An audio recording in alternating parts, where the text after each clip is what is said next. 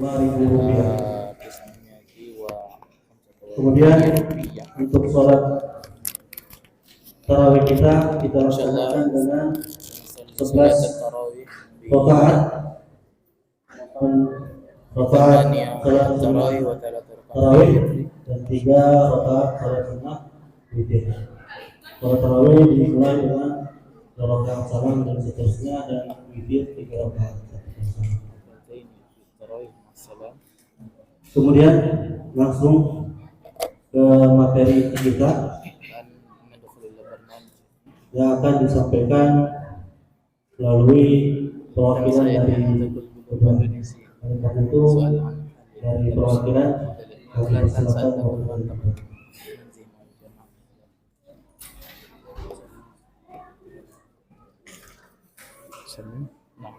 Assalamualaikum warahmatullahi wabarakatuh.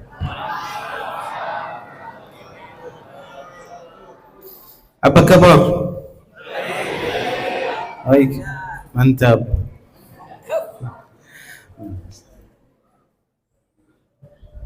Bismillahirrahmanirrahim. Assalamualaikum warahmatullahi wabarakatuh.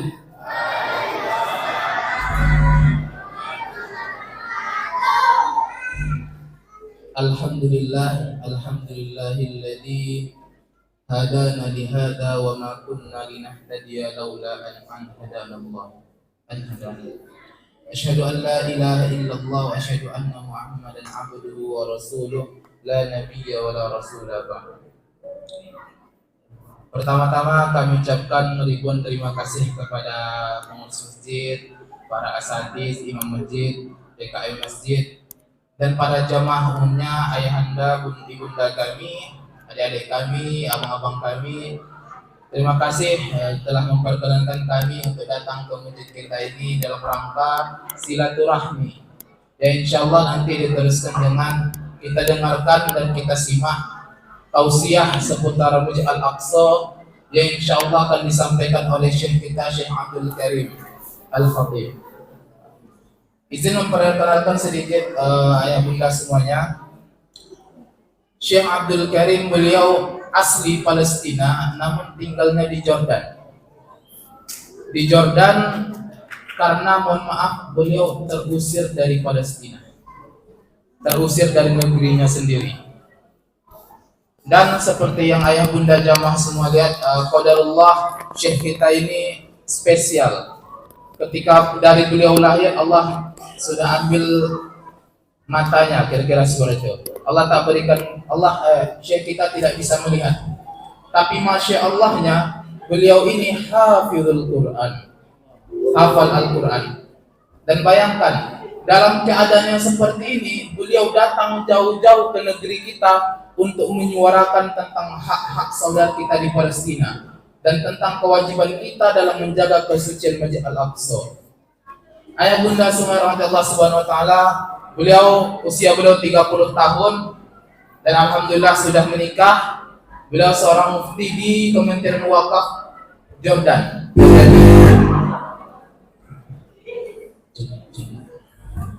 Insyaallah malam ini kita akan dengarkan tausiah dari beliau. Dan izinkan kami mendampingi beliau sebagai mutarjim, sebagai penerjemah. Saya pribadi Pak, Bu, nama saya Fajri Al-Farizi, berasal dari Riau. Biasanya kalau orang Jakarta, orang Jawa kalau dengar Riau, yang langsung diingat itu adalah Ustadz Abdul Somad. Kita dari Riau, alhamdulillah sekarang sudah berusia 22 tahun. Dan kebetulan masih jomblo Pak, belum menikah. Wah, kenapa disampaikan belum menikah ya? Siapa tahu ya? Siapa tahu jodohnya orang sini Pak? Siapa tahu? Izin Bapak Ibu semua jamaah salat Isya tarawih dirahmati Allah Subhanahu wa taala. Kami dari tim panitia insyaallah akan menjalankan nanti absen. Sekiranya ayah bunda semuanya berkenan mengisi absennya dengan data diri, nama, membela kami orang-orang yang terzalimi. Alhamdulillah orang Indonesia selalu memberikan empati, sumbangsi terbaik untuk kami. Semoga beliau tadi mendoakan semoga kita semuanya dalam ridwan Allah Kita semua Allah kuatkan iman kita, Allah kuatkan juhud kita untuk selalu berdiri membela saudara-saudara kita di Palestina. Amin amin ya rabbal alamin. Astagfirullahaladzim, Syekh. Izin ayah bunda semua Allah Subhanahu wa taala. Sejenak kita berpindah ke slide video. Kami akan menampilkan kondisi Palestina hari ini, update kondisi Palestina hari ini insyaallah taala. Darurat genosida di Gaza. Ayah bunda semua Allah Subhanahu wa taala, apa itu genosida? Perlu kita ketahui, arti dari genosida itu bukan hanya perang, bukan. Arti dari genosida adalah menghapuskan satu etnis. Artinya ingin membumi hanguskan, membunuh semua orang yang ada di maksud tadi. Contoh, genosida Sunda, maka itu artinya ingin membunuh semua orang Sunda.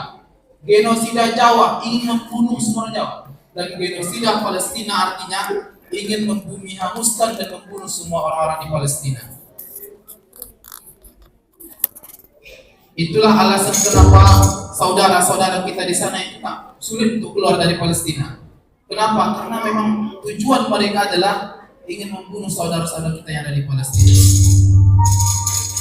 471 hari sudah genosida terjadi di Gaza. Selama itu pula kehilangan demi kehilangan harus dialami warga Gaza. Bayangkan, lebih dari 32.000 anak kehilangan ayahnya. Lebih dari 13.000 istri kehilangan suaminya. Lebih dari 4.000 anak kehilangan ibunya. Dan lebih dari 1.000 anak kehilangan kedua orang tuanya. Tak cukup hanya kehilangan orang terkasih, warga Gaza juga kehilangan harta bendanya.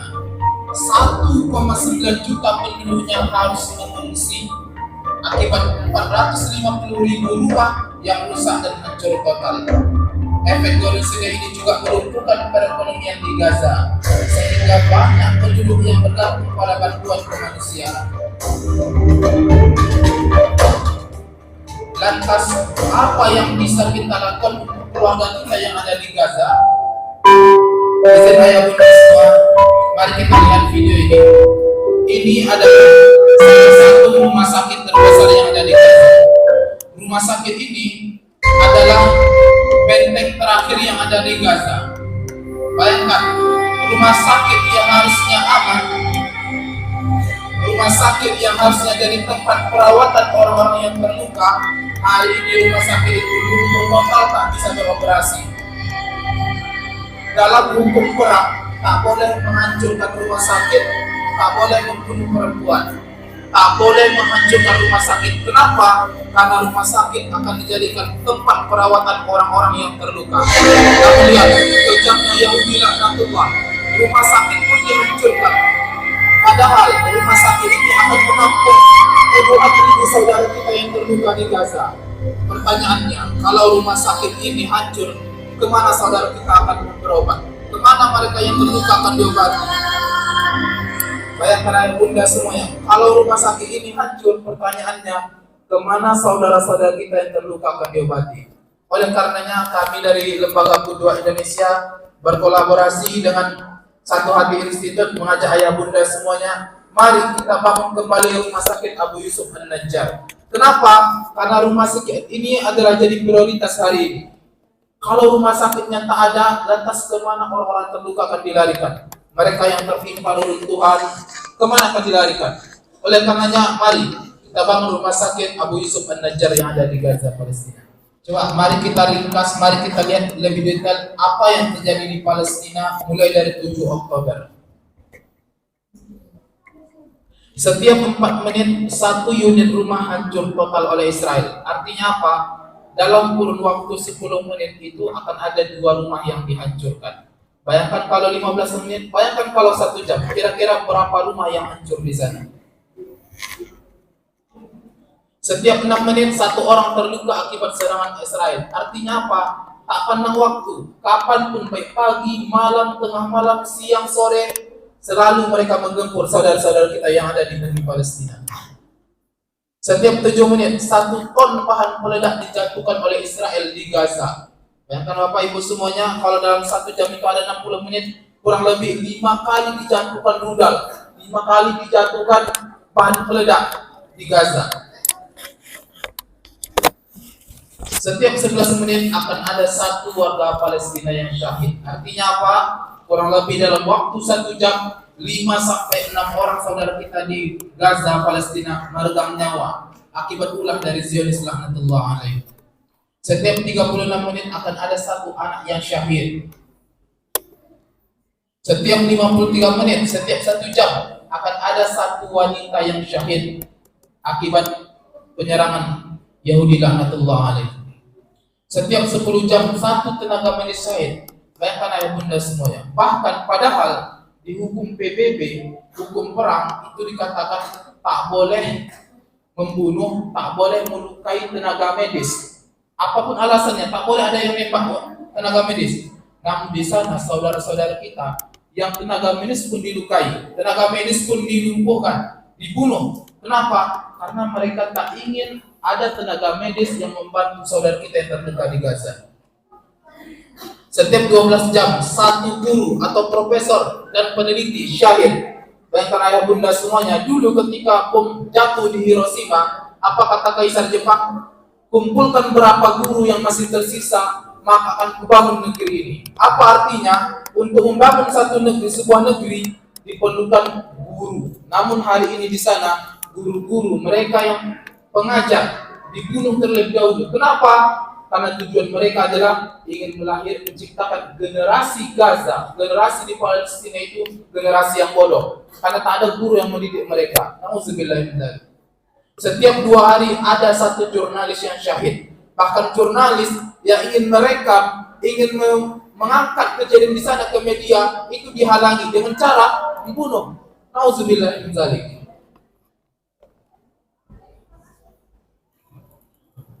Maka izinlah yang mulia Allah Subhanahu wa taala, di sini kami mengajak kita semua, mari kita bangun rumah sakit Abu Yusuf An-Najjar. Kenapa? Karena rumah sakit Abu Yusuf An-Najjar itu bisa dikatakan benteng terakhir, tempat perawatan terakhir saudara-saudara kita yang terluka di sana.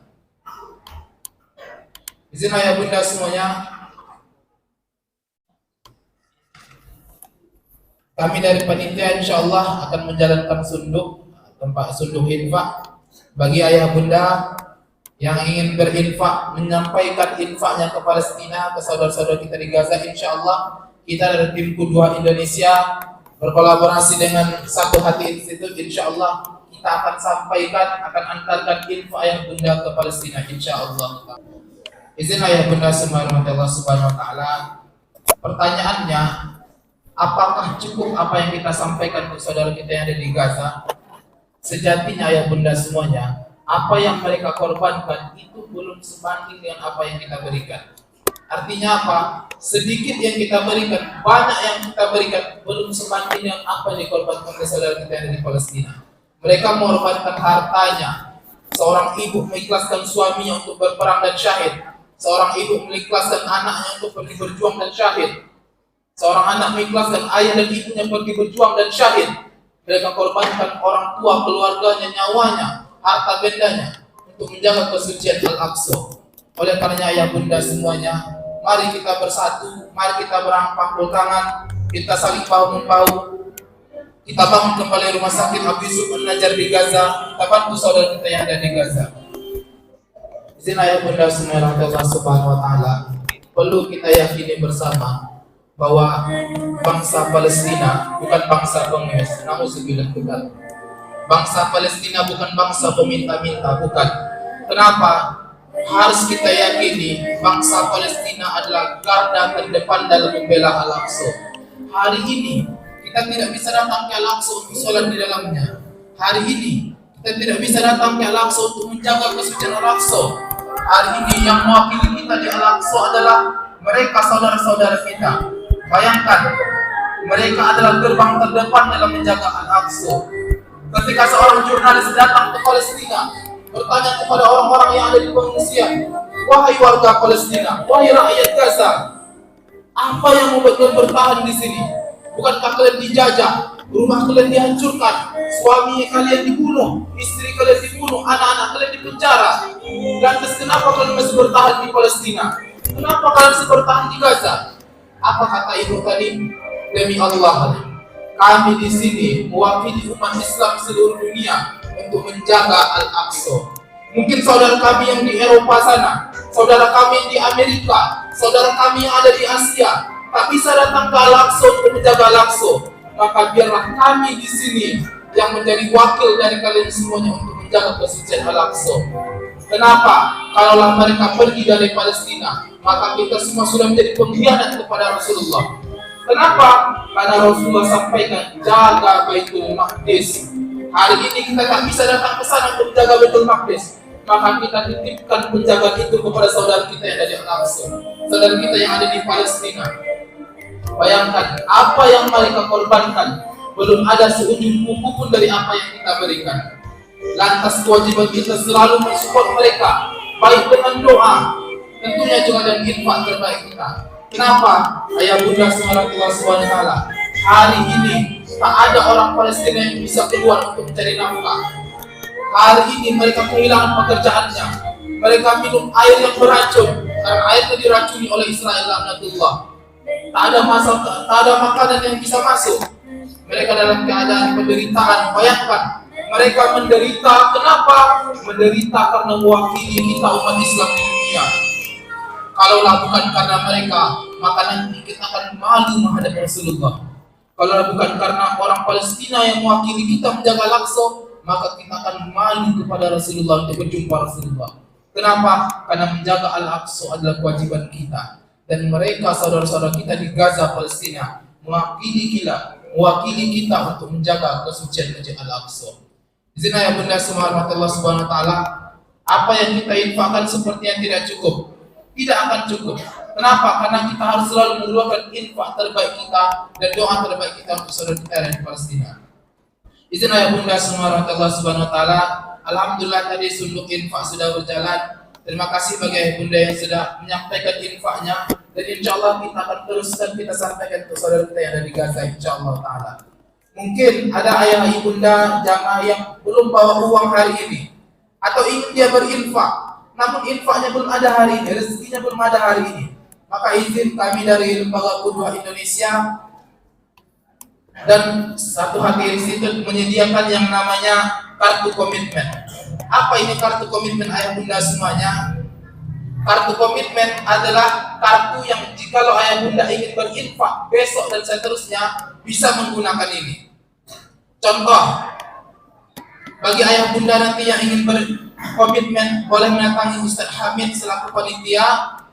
Insyaallah nanti dicatat namanya, alamatnya, email dan nomor HP-nya. Contoh ayah bunda komitmen, bismillah saya infak 10 juta, catat sini 10 juta.